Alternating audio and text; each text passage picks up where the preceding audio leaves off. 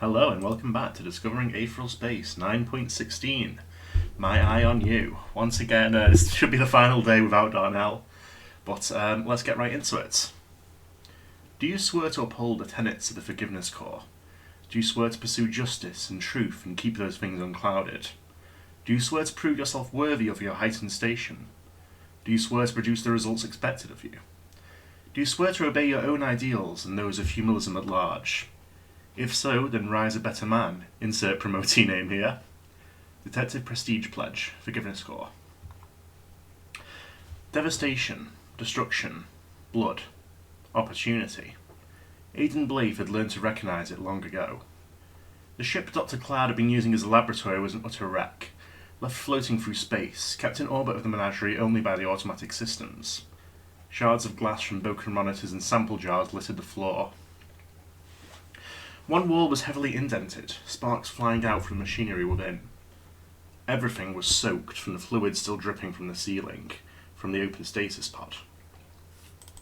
We just get rid of one of those froms. And then, of course, there was the body.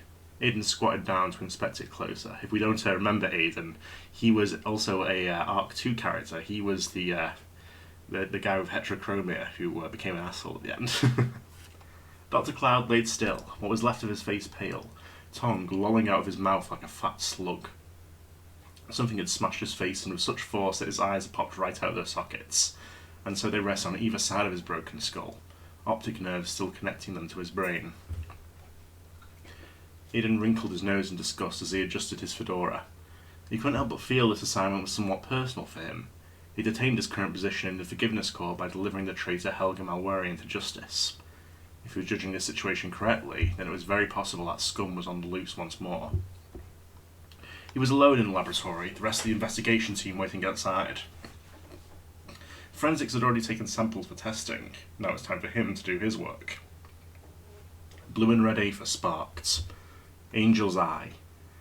Aidan's eyes, one red, one blue, blinked, and as they opened again, the blue eye began to multiply.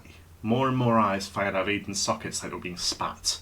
And once they emerged, they floated in the air. Floated free in the air, maybe. Bobbing and weaving around him like birds. Angel's eye. Seek.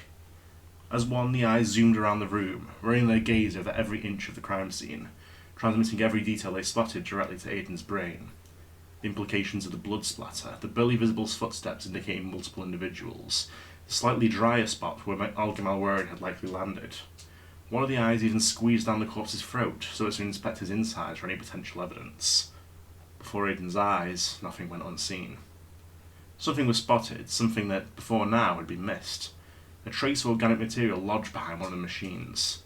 The eyes returned to Aidan, a choking sound coming from the corpse as the organ inside it manoeuvred back up its throat, and he stood, moving over to the position in question. In the end, it was lodged back there so definitively that he needed aether just to reach it without breaking his hand. Slowly, delicately, Aidan pulled it free, and his eyes widened as he saw just what he'd found. A severed human finger, stump still oozing blood. "The tests are positive," Aidan relayed, hands behind his back as he strolled through the garden. "The finger definitely belongs to Helga." Gertrude Half, working alongside him, nodded. The usual matroness aspect the Apex Bishop adopted was gone, replaced with a cold iron fury. Her tail waved stiffly in the air behind her, and her hands were clasped tight as vices, her own fingers pale. Dr. Cloud had been one of her favourites, after all. She was not happy. "I understand that one of the pods was missing from Cloud's ship too," she said quietly. "Is that right?" Aidan nodded. "We've confirmed that pod docked on a menagerie afterwards, but whoever was inside ran out before anyone could get a good look at them. Security footage isn't too clear, but it looks like Malwarian." "So she's here," Gertrude mused, glancing down at the floor, and she could see right through it to wherever Helga Malwarian was hiding. Aidan continued, eager to soothe his superior's ill temper. "The finger's a good sign for us, though," he said quickly. "It means she's injured. She'll have to seek treatment for that, and there's only so many hospitals aboard the ship. We can station men to watch them, make sure—" Gertrude cut him off without looking at him. "There's no shortage of back-alley doctors aboard my ship. I'm under no illusions regarding the criminal element that grabs to a true meet, Detective Prestige." "Even so, if she's after panacea, she may not seek panacea. It's entirely possible she'd just accept the loss of her finger and attempt a further escape. Don't assume these things, Blaif. Aidan thought of providing other arguments, but Gertrude's face said that would be disastrous. My apologies, ma'am, he finally settled on. The stroll paused right on the edge of a little pond. Some of Gertrude's pet ducks were swimming in it, quacking merrily.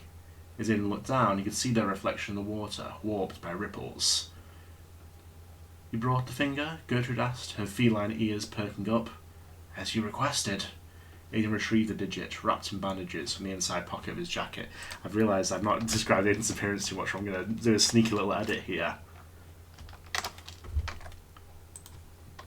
Brushing some of his slack brown out of his eyes as he did so. This is live writing. As Gertrude extended a hand, he gave it to her, brushing some of the slack brown hair out of his eyes as he did so. Without any trace of distaste or disgust, she unwraps the cold and blood-stained thing, turning it over in her hand. No doubt it would start rotting soon. She sounded distinctly unimpressed. As Aidan watched her, he saw a spark of dark purple aether run out of Gertrude's fingernails and into the severed digits. Aidan, she said gently, taking a length of nether wire out of her pocket and sawing through it with one of her sharp fingernails. I've always admired your drive for self-improvement. Did you know that? That's very kind of you to say. She wrapped the section of nether wire she'd removed around the severed finger, tying it into a knot right over the stump. It looked like Aidan like some kind of eerie talisman. You went from relative nobody to detective prestige in just around a year. Not everyone is capable of that. No, I must correct myself. Not everybody is capable of spotting the opportunities for that. You're someone who's very adept at that sort of thing. She glanced at him. That's why I want you to handle this. I'm giving you another opportunity, you understand? Don't waste it now. She handed the finger back to Aidan, now bound with nether wire. Aidan accepted it, careful not to touch the exposed wire to litter of his skin. The black gloves he'd taken to wearing came in handy there. Find Helga Malwaring and bring her back to justice, Aidan, Gertrude commanded. Should you find yourself in a dire situation, snap that nether wire bonding or receive assistance. If things get even worse than that... As Aidan looked down at the finger, he heard a wet tearing noise, and when he looked up, he saw a bizarre and grotesque sight. Gertrude Hartsoft's face was twisted in agony, her ears flat against her head, as she slowly peeled off one of her fingernails. Finally, with one fast motion, she tore it free like it was ripping off a bandage, and with practised bleeding hand, she wrapped that in nether wire as well. She dropped it into Aidan's palm, with the finger, panting for breath. If things get worse than that, she repeated, use this. It'll put you on an even footing with anyone. Aidan looked down at the stripped-away fingernail, at the drips of fresh blood trickling from the underside onto his palm. Doing his best not to grimace, he nodded, and carefully deposited the gifts into the pouch on his belt. Now go, Detective Prestige, Gertrude commanded, standing just a bit taller for a moment. Enact justice. The audience was over. Aidan turned on his heel and made his way back to the entrance to the garden. As he did, he felt a sly smirk spreading over his face. Gertrude was right. He was a man who knew how to spot opportunity. He'd learned that lesson the hard way. Sometimes even now he dreamed of those automatics pointing their guns at him, of his comrades being melted down by their plasma, of the cruelty of Samael Ambrazo Zakos. Back then, on Yosloth, he'd known what it felt like to have your life dangled onto a void, subject to someone else's whims, and he refused to be put in that position again. He understood now. He understood the shape of this world. There were people who climbed, and there were people who were climbed on. He'd do whatever it took to be the former, no matter how distasteful. As he reached the exit of the garden, he pulled free the stun staff he'd left embedded in the dirt there. He'd used the very same weapon to incapacitate Helga Malwarian back on Yosloth, and now it had become something of a badge of office for him, a marker of his authority as detective prestige. He'd climbed to this height from nothing in such a short time. That alone proved he wasn't your average person. His resolve was exceptional. Oh, and Aidan? Gertrude said sweetly. Aidan turned, and his body stiffened as he saw malice. Gertrude was still standing in the shade of an apple tree, hands clasped before her, looking directly at him. Yellow light reflected off her eyes, making it seem as though they were glowing, and the darkness made a silhouette of the rest of her form. Her tail waved sinisterly behind her. She hissed, If you find Mila Green along the way, bring me her head. Sawing down his nervousness, Aidan nodded and hurried out the room. Helga Malwarian adjusted her stolen clothing. A shirt that was far too big for her and a pair of denim shorts. Hardly good gear for a combat situation, that were no better than being naked. When you were snatching clothing off washing lines, you couldn't exactly be picky. Her hand still hurt like hell. As she walked through the crowd, she glanced down at it, the stump of her missing finger still wrapped in bandages. She didn't have a good idea how long ago she'd lost the digits. Had the golden hours for Panacea already passed? If they hadn't, they were certainly close. The streets of the menagerie were packed with all sorts, merchants and shoppers, mercenaries and thugs, suburban nobility and humorless children running underfoot. I'll adjust that so it doesn't sound like suburban nobility are also running underfoot. In that melting pot, Helga's unusual attire didn't seem unusual at all, even if her shirt read in colossal text, Big Burger. It was a good feeling to sink into the crowd and forget yourself for a bit. Shame it couldn't last forever. The blurred memories of what had happened after her awakening still haunted her. It wasn't her attack on the GID agent that concerned her, though. It was the face of the young girl who'd been accompanying him. She had looked familiar. Instantly familiar. Extremely familiar. But there was no way. Lyons had promised. Was she really foolish enough to think Jean Lyons would keep a promise, though? The streets of the menagerie converged here in a massive courtyard. A water installation of rusted metal and carved stone, rough and jagged, loomed over the passing civilians, and the liquid that cascaded down from it was nearly deafening. She'd retrieved a map of the menagerie from a navigation console, and this was the place she was looking for. To get anywhere on a ship, you had to go through here. If Jean Lyons was aboard the menagerie, he'd definitely be watching the spot. Helga sat down on a nearby bench, and it took only a few minutes of looking around for her to find what she was looking for. A camera, expertly concealed in a dark space between two fingers of a nearby statue. The black lens of the observer was barely visible, and only if one was specifically looking for it. Helga stared directly into it. "Here I am, Jean," she thought bitterly, cradling her injured hand. "Come get me." The river of humanity passed her by, shops opened and closed, and all that time Helga stared, glared, deep into the camera. The light shifted to night mode, casting Helga into darkness, and still she just stared. It began to turn cold as the heating was reduced, and still Helga stared. Finally, though, someone sat down next to her. By the time she realised it, Jean Lyons had already put an arm around her shoulders. "So good to see you again," he purred. "Shall we go?" "Nice you're gonna get back to me," Skipper grinned, looking down over the city from the hospital balcony. "I'm assuming you're all for it, yeah?" The voice on the other end was crackly, deep, modulated, the kind of voice a mountain would have. "This is Zachariah Esmeralda?" it asked. Skipper's grin twitched out of existence. "This is Skipper, pal. Maybe you got the wrong number?"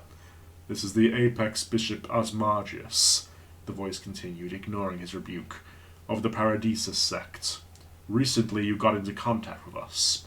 You requested our aid with clandestine activities against the supremacy."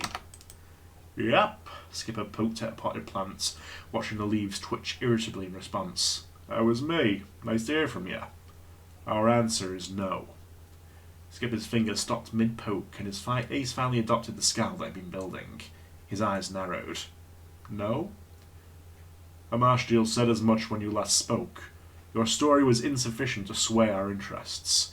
We thank you for your time. However, we will not speak again." Skipper sighed. "Well, I guess I could give you a chance to think about it. No problemo. We will not speak again." The call clicked off, and Skipper quickly stuffed the script back into his pocket. Turning back to the hallway where Dragan was waiting, he put a considerate hand to his chin. It seemed the Paradisus weren't going to act as he wanted just from him acting nicely and telling him an interesting story. He'd half expected that, but it was still a disappointment. He certainly didn't relish the prospect, but his grin returned. It looked like he'd have to do things the hard way. Well, that was 9.16, My Eye on You. So as for the lore this week, it's a little bit about the Forgiveness Corps. So the investigation sort of sector of the Forgiveness Corps, which Aiden is part of, has a couple of ranks. There's Officer, Detective, Detective Prestige, and Detective Conquest. It has come under criticism from members of the Humanist Church for being similar to the Superbian way of looking at things more than the Humanist in terms of rank and prestige and things like that.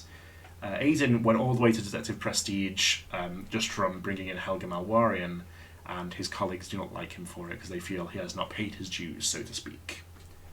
Well, thank you for listening, everyone. That was Aetheral Space 9.16, My Eye on You. Bye!